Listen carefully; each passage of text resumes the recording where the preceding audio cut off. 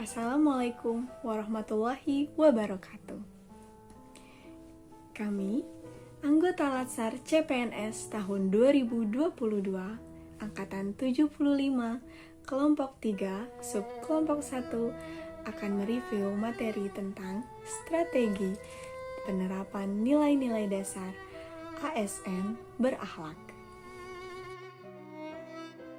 Dalam subkelompok 1 ini, terdiri dari saya sendiri, Amanda Putri, Bunga Fadilah Ervan, Dian Salatin, Farihah, dan Hilda Muafiqoh. Pada tanggal 20 Juli 2021, Presiden Joko Widodo meluncurkan nilai-nilai ASN atau Core Value ASN berakhlak dengan akronim berorientasi pelayanan, akuntabel, kompeten, harmonis, loyal, adaptif, dan kolaboratif. Dan employer branding dengan semboyan bangga melayani bangsa. Pelayanan dengan pengertian komitmen memberikan pelayanan prima demi kepuasan masyarakat. Dengan panduan perilaku, 1. Memahami dan memenuhi kebutuhan masyarakat. 2. Ramah, cekatan, solutif, dan dapat diandalkan. 3. Melakukan perbaikan tiada henti. Dengan kata kunci, 1. Responsivitas, 2. Kualitas, 3. Kepuasan. Faktor pendukung pada lingkungan kerja yaitu dukungan lintas sektoral seperti camat, lurah, RW, RT, dan kader. Kemudian dukungan pimpinan dalam perencanaan kegiatan. Selanjutnya, partisipasi masyarakat atas kegiatan program pemerintah dalam bidang kesehatan dan CSR. Kemudian, faktor penghambat dalam lingkungan kerja diantaranya adanya keterbatasan sarana dan prasarana, kemudian keterbatasan dana, intervensi negatif dari beberapa pihak, dan ketidakpatuhan pasien terhadap informasi yang diberikan. Tahap kegiatan. Tahap persiapan yaitu mengadakan musrembang untuk menampung kebutuhan dan aspirasi masyarakat agar teridentifikasi dengan baik bersama camat, lurah, RW, RT, kader, dan pelaksana. Tahap pelaksanaan yaitu memberikan pelayanan sesuai dengan standar operasional yang berlaku. Kemudian, memberikan pelayanan secara adil tanpa membedakan status sosial, ekonomi, dan pendidikan. Indikator keberhasilan terdiri dari indikator kepuasan pasien di atas 80% dan rating atau penilaian di Google Review minimal baik atau bintang 4 dan terjadi penurunan jumlah komplain dari masyarakat. Tahap evaluasi, hasil evaluasi dari penerapan kepuasan pasien di atas 80%. Hasil evaluasi dari pelaksanaan kegiatan sudah baik dan sesuai dengan SOP.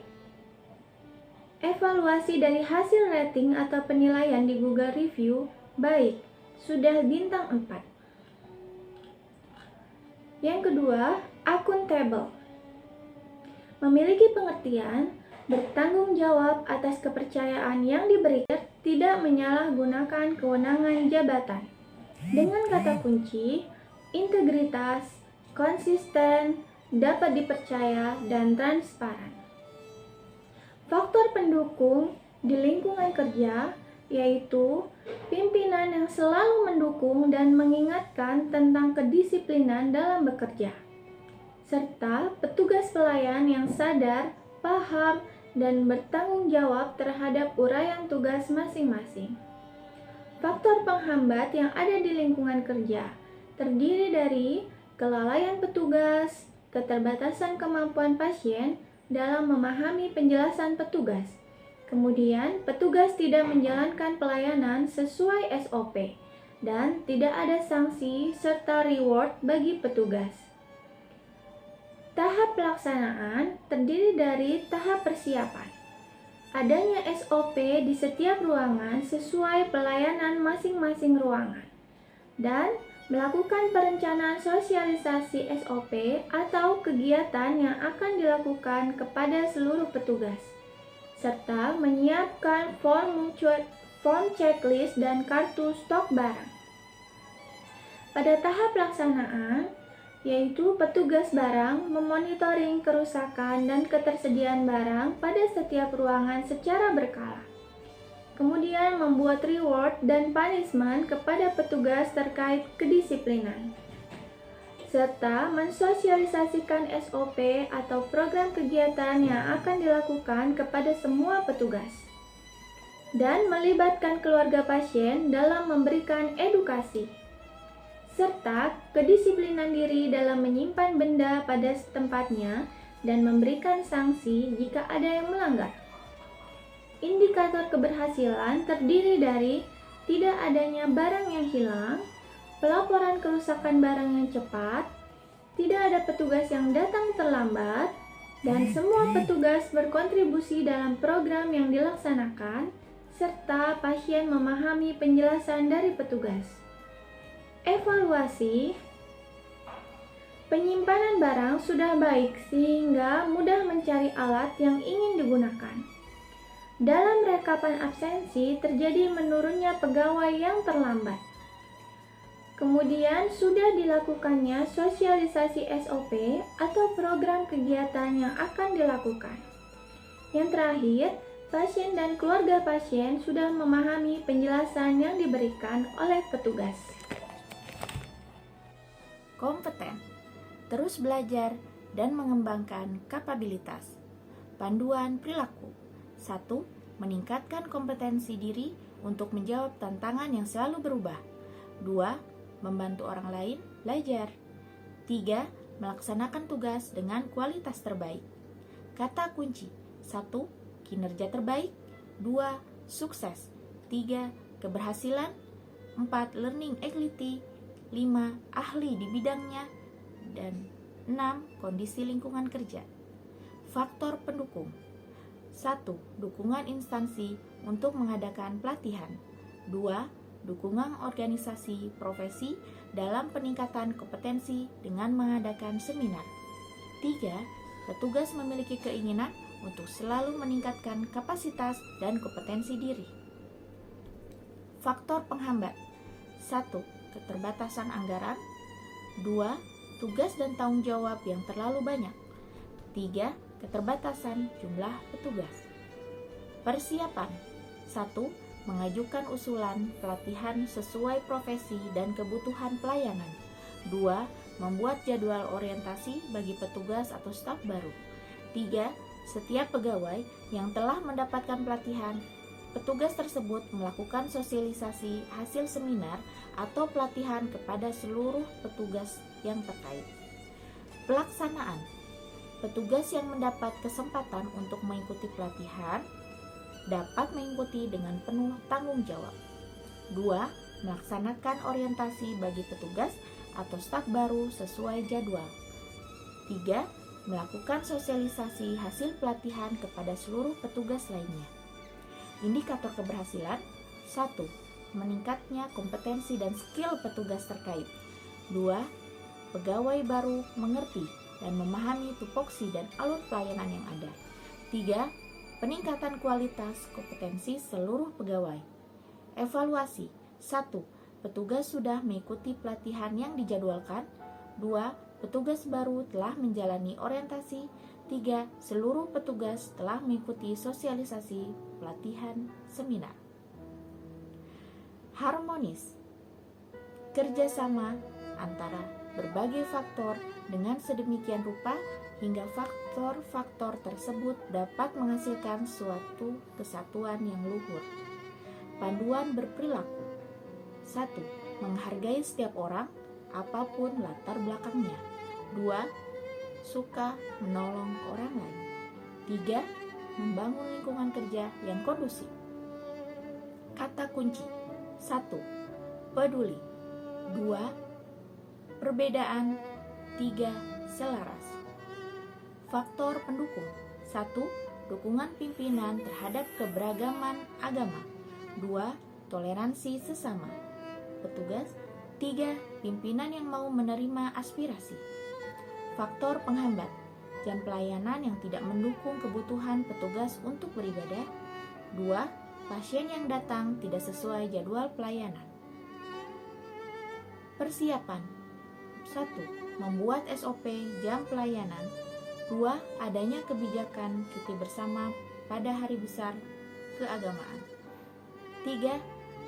Diadakannya lokakarya mini bulanan sebagai wadah aspirasi petugas. Pelaksanaan: 1. Membuat sosialisasi terkait jam pelayanan di media sosial. 2. Membuat jadwal cuti bersama secara bergantian. 3. Melakukan lokakarya mini bulanan secara berkala. Indikator keberhasilan: 1. Pasien datang sesuai jam pelayanan sehingga petugas dapat beribadah tepat waktu. 2. Petugas mendapat jadwal cuti secara adil. 3. Semua aspirasi dapat ditampung dan dilakukan tindak lanjut. Evaluasi: 1. Telah dibuat SOP pelayanan. 2. Telah dibuat jadwal cuti secara bergiliran. 3. Konsistensi kegiatan lokakarya mini bulanan.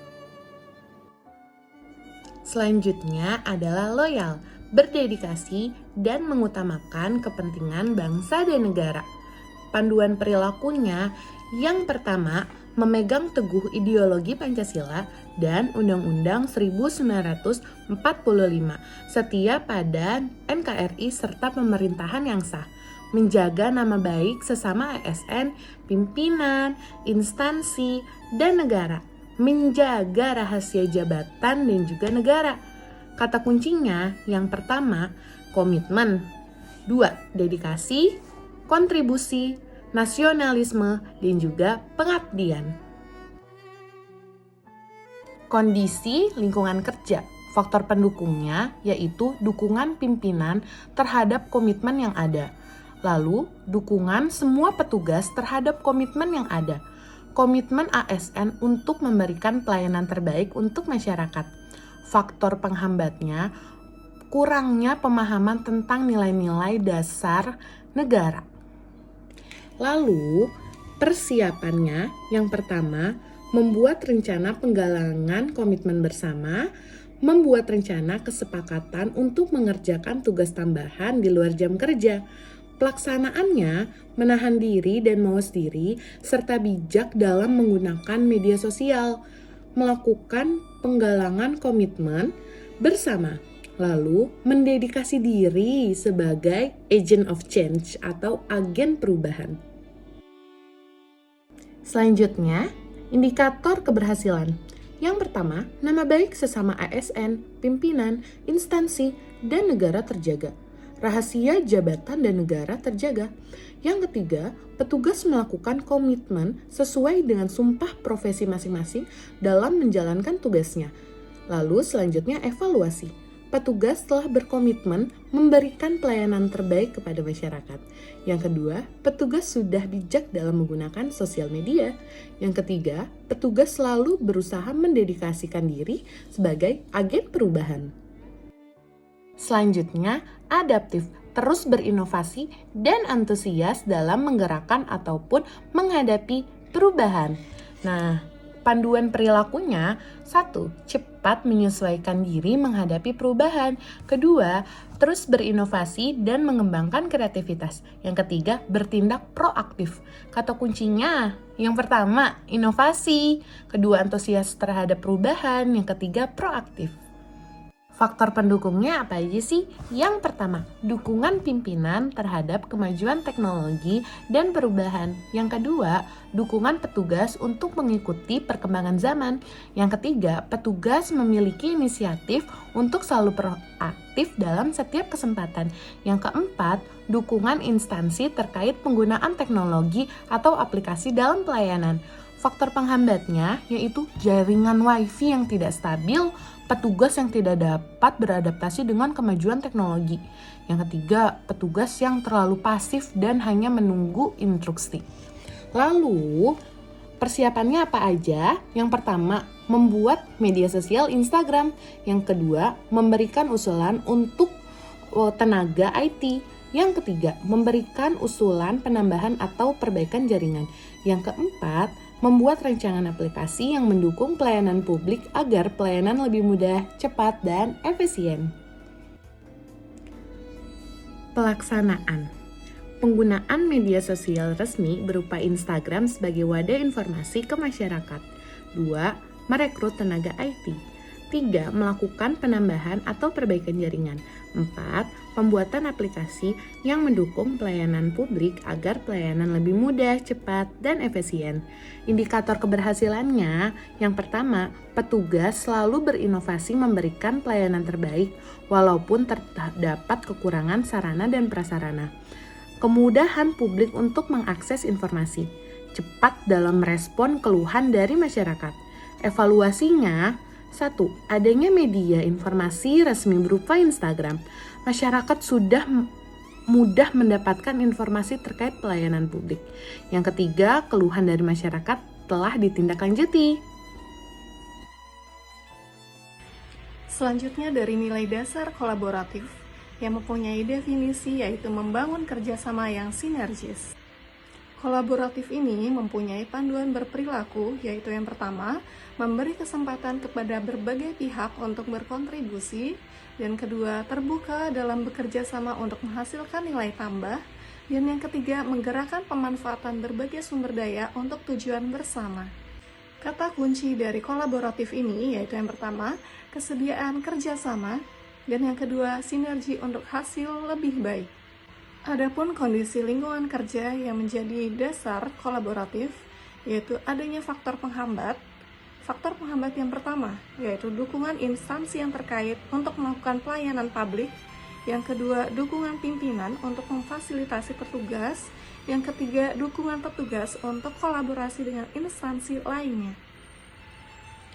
Faktor penghambat dari kondisi lingkungan kerja kolaboratif yaitu yang pertama, kesibukan dari instansi yang terkait, dan yang kedua, fasilitas yang terbatas. Tahapan pelaksanaan dari kolaboratif meliputi persiapan, pelaksanaan, indikator keberhasilan, dan evaluasi. Tahapan pelaksanaan dari kolaboratif meliputi persiapan, pelaksanaan, indikator keberhasilan, dan evaluasi. Yang pertama yaitu persiapan.